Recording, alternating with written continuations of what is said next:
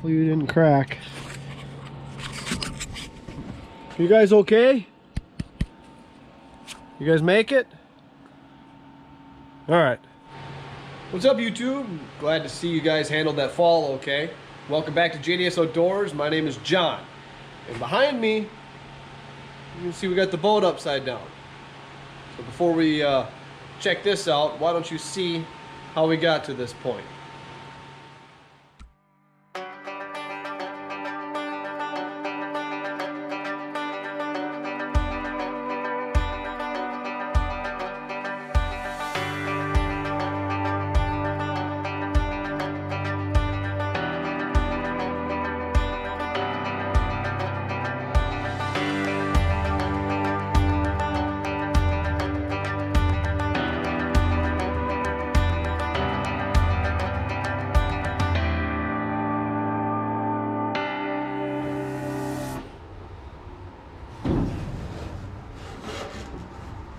All right, so in the early stages here, this was my initial thought for side supports, okay? Wanted them to go around the 2x2, up the sides, and I would have to notch this out, take an 1/8 inch out, that way it sits flush against the side, because we're putting all this work into this boat to make it look really good.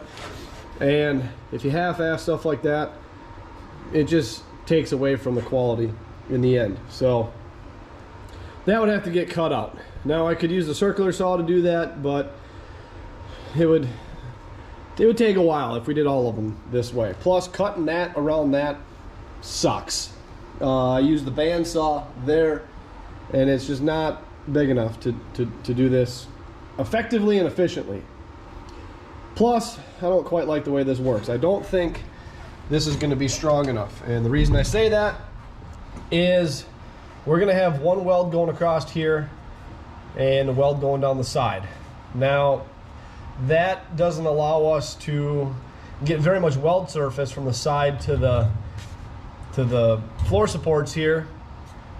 So I think it's going to end up pivoting, wiggling back and forth like that. You know, not that drastically, obviously, because it will be welded over time and causing this weld to crack. So what I've come up with and what we're about to do is we're going to weld these this way. So now just pretend this is cut, because that's what's about to happen. All right, we'll do it this way. So we'll pretend this is cut at an angle so it sits flush against the sides. But if we attach them this way, we're going to get a good weld along the side there, along the front, and along the other side, along with going tight against here. And then also, it's going to be easier to notch this section out here to go around the angle aluminum there, making it easier to not only fabricate, but stronger in the end. So I apologize for talking so much. I just like to explain how my thought processes and methods to my madness. So let's go ahead and get a bunch of these cut and installed so we can have supports on the sides and then work our way towards the front there.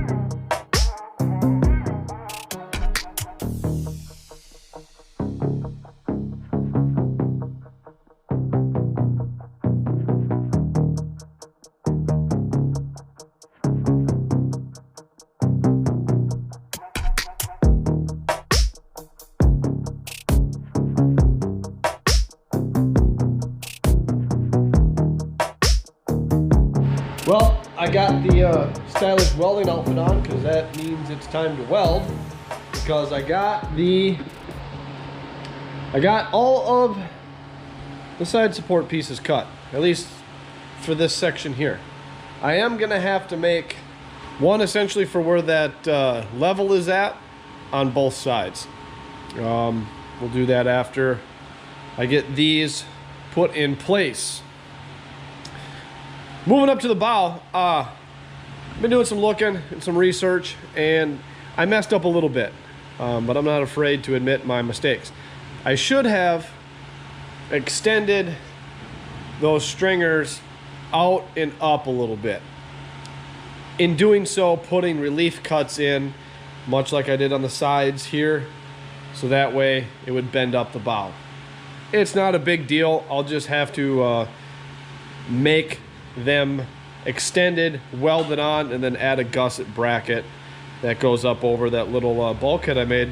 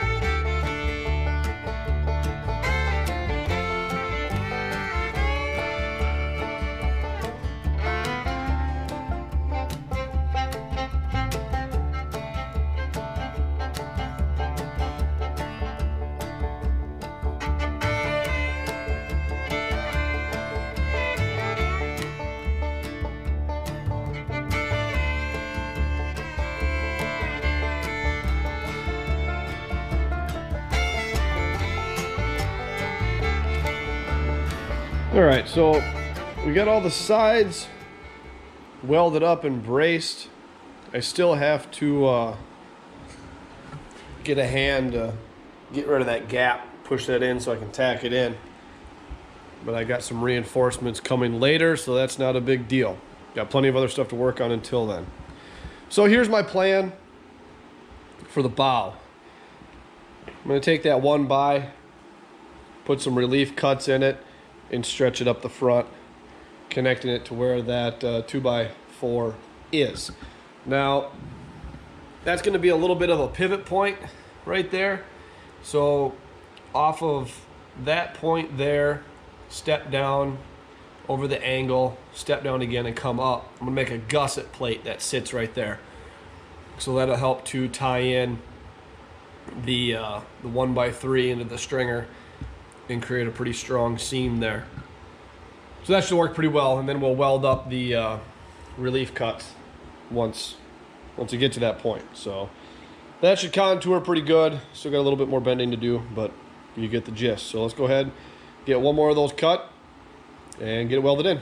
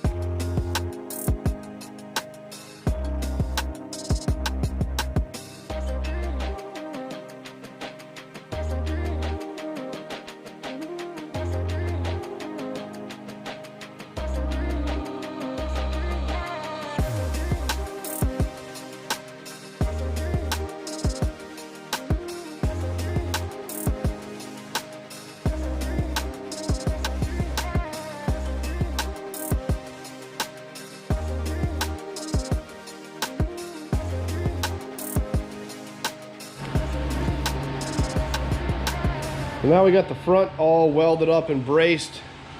That gusset plate welded on both sides and extends quite a ways up the bow.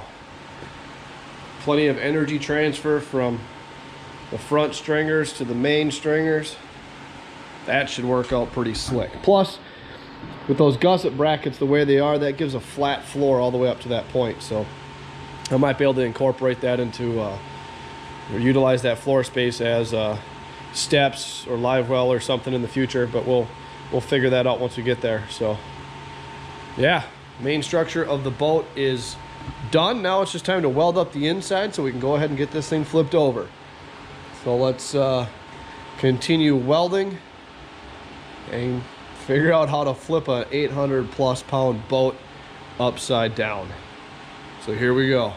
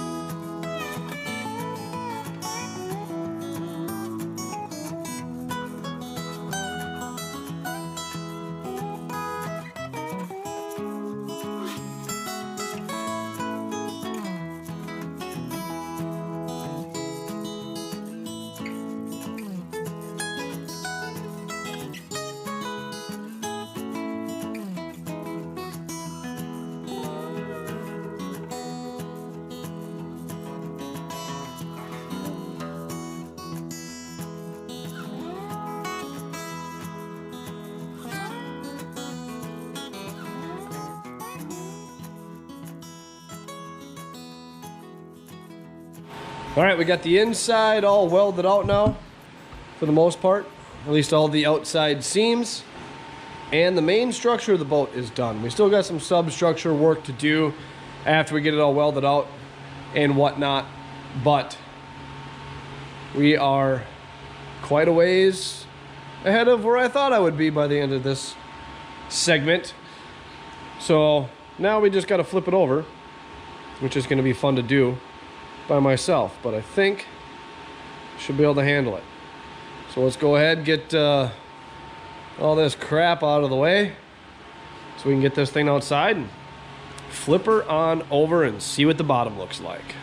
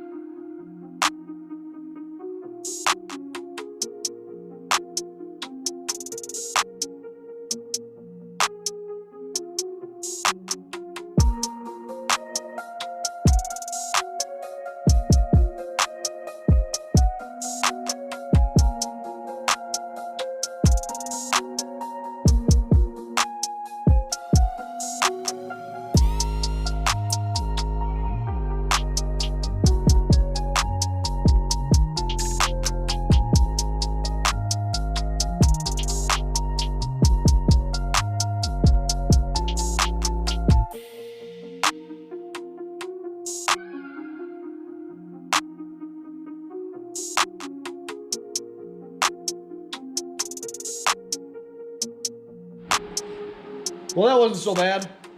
Now we've got it flipped over. It'd been nice to have an extra hand, but skid loader helped with that. So let's take a closer look at the bottom and see what we're working with. Let's head over to the center and take a look down and see what it is. That turned out pretty good. We don't have anything in the way of waves in the bottom. The center is laser straight. And you can kind of see like the weld marks there. Right there's one, but you can't even feel it. So that's good. The seam turned out well. Can't wait to get that buttoned up so you can't see it anymore.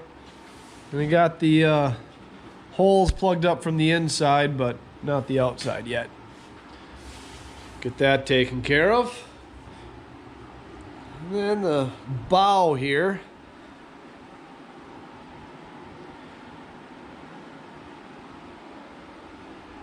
Turned out pretty nice. I had that one gap. That was pretty wide, so that turned out kind of ugly trying to fill that in, but I always like to weld the inside of boats first because of situations like this. It's a lot easier to clean this off the outside than it is the inside. So the next step, once I'm done rambling here, is we're going to take a flat disc on the grinder and we're going to smooth these spots out. And then I have some stainless steel wire brush, twisted wire for the angle grinder. We'll run that down all of the seams so we get nice good clean surface. You can see here how everything's nice and beveled, so we'll have a good edge to work with for the weld up on the bottom. But heck yes, this thing kind of looks a little bit bigger upside down than it does right side up. Let me know what you think. Does it look bigger upside down or right side up? Either way, this is going to be a pretty sweet boat. Now on the bottom here, also we're going to run some strakes going down the sides, and then I'm going to build in some reverse chines on the edges here, and then we're going to cap this seam all the way down, and we'll build the reverse chines in off of that. So that'll give a nice crisp clean edge to grab water, make it grip a little bit better. It's not going to be a drastic reverse chine, but just something. And then the strakes that go down the center all the way up the front help give it some support and something to help grip water as well, because if we just ran it like this thing would slide like a son of a gun. Be able to drift the boat. So, all right, I'm going to quit talking, quit rambling, go ahead and start getting this cleaned up so we can get it flipped back over and start doing the cab. But remember, we're not doing the cab on this one. The cab is going to start episode 9. So make sure you stay tuned to see that. And yeah, that's about all I got to say.